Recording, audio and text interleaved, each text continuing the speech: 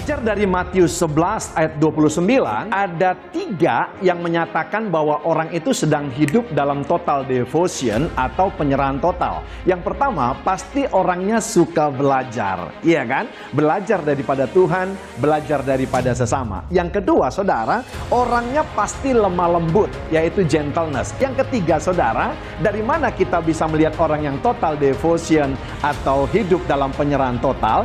Tentunya dari kerendahan hati, iya kan? Sering kita sebut adalah humble, modesty atau humility. Hari ini renungan kita berbicara dan fokus tentang kerendahan hati. Alkitab berkata, karena kamu telah mengenal kasih karunia Tuhan kita Yesus Kristus, bahwa Ia yang oleh karena kamu menjadi miskin, sekalipun Ia kaya, supaya kamu menjadi kaya oleh karena kemiskinannya. Saya mau bold kata-kata karena kamu telah mengenal. Nah, saudara, ada banyak masalah dalam masyarakat, iya kan? Termasuk dalam komunitas gereja.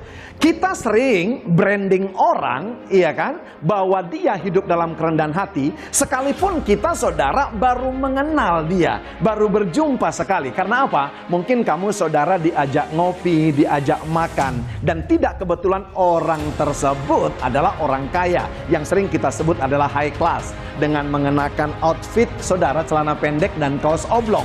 Dia bercakap-cakap dan investasi waktu kepada saudara beberapa jam. Kita branding orang itu, saudara yang kasih rendah hati. Lewat ayat ini ternyata kita bisa branding orang hidup dalam kerendahan hati.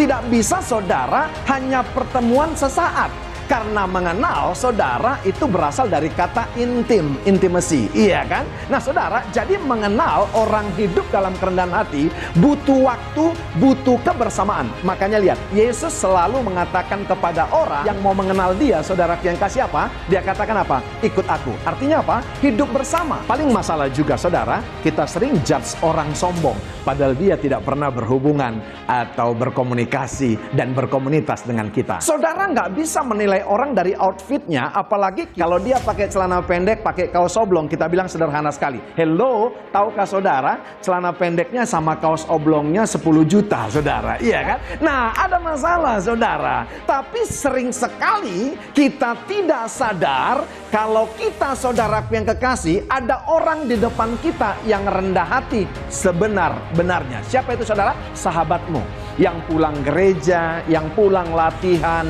yang pulang kesan, mengantar engkau dengan motor bututnya, dan ketika engkau, saudara, sakit, dia memberikan kata-kata motivasi. Ketika engkau kesusahan, dia datang ke rumahmu, dan dia, saudara yang kasih, bukan harus mengerjakan itu. Nah, kita fokus branding orang yang, saudara, rendah hati berangkat daripada kelasnya orang itu, saudara. Kenapa, saudara yang kasih? Kita salah menilai orang. Haleluya. Makanya, saudara, saya simpulkan bahwa ketika kita mau kenal orang, dia memang benar hidup dalam kerendahan hati, harus ada kebersamaan, harus ada keintiman, butuh durasi waktu. Lewat ayat di atas, saudara, kita belajar, saudara, bagaimana apa yang menjadi tindakan dan perilaku orang yang rendah hati. Yang pertama saya catat, orang yang hidup dalam kerendahan hati, maka dia sebenarnya adalah orang yang dengan sengaja,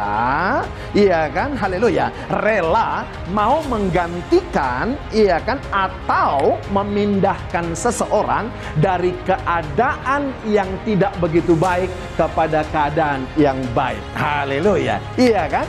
Yesus kaya, rela jadi miskin supaya kita menjadi kaya. Dipindahkan keadaan seseorang dari keadaan yang tidak baik kepada keadaan yang lebih baik. Saudara, saya mau berkata, itu baru, saudara yang kasih, orang yang rendah hati. Yang kedua, orang yang rendah hati, saudara yang kasih, mau mengerjakan apa yang seharusnya tidak ia kerjakan, dan pergi kemana ia harusnya tidak pergi. Apa contohnya saudara? Hari ini Bapak Ibu yang kekasih, tidak ada singer di gereja, tidak ada singer di komsel. Tiba-tiba saudaraku yang kekasih, itu bukan tugas saudara, iya kan? Tapi saudara mau melakukannya. Sesimpel itu rendah hati. Karena apa? Kerendahan hati bisa dilihat hanya daripada tindakan dan kehidupan orang tersebut, bukan dari narasi atau kata-kata yang hanya sekedar diksi. Haleluya. Kerendahan hati seseorang bisa dilihat daripada kebersamaan,